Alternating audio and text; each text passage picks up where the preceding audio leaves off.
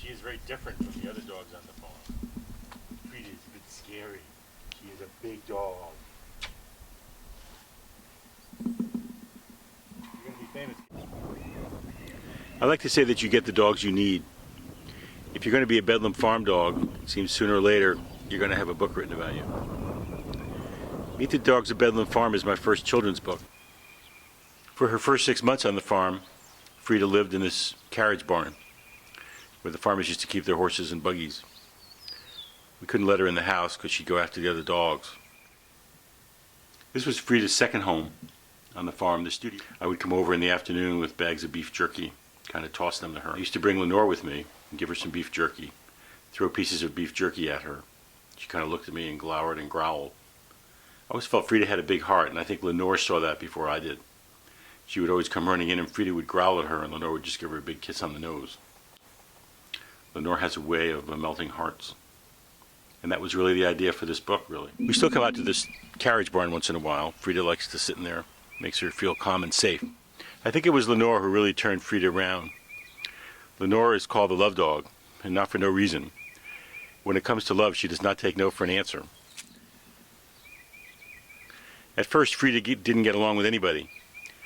She would chase animals in the woods, and she and Rose really butted heads. Frieda, come here, sweetie. Sit down. Now they're great friends, and they sit together. And I don't worry about them anymore. Right there at the spot, Frieda would bark and lunge so much at the dogs they would run and hide. And she would come up and give her a kiss on the nose and sit next to her, and they would take naps together. I took Lenore often with me when I was training Frieda, and Frieda would watch Lenore, kind of do what she did.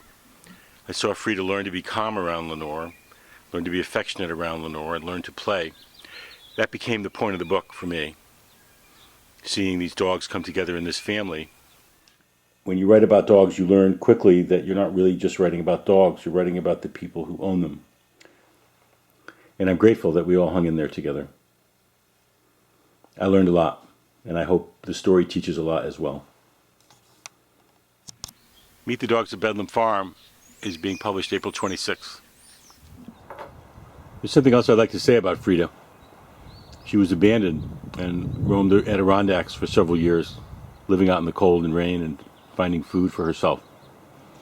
It took them a year just to catch her. She was then in a crate for 8 or 9 months at an animal shelter. But I'm glad we took a chance on her.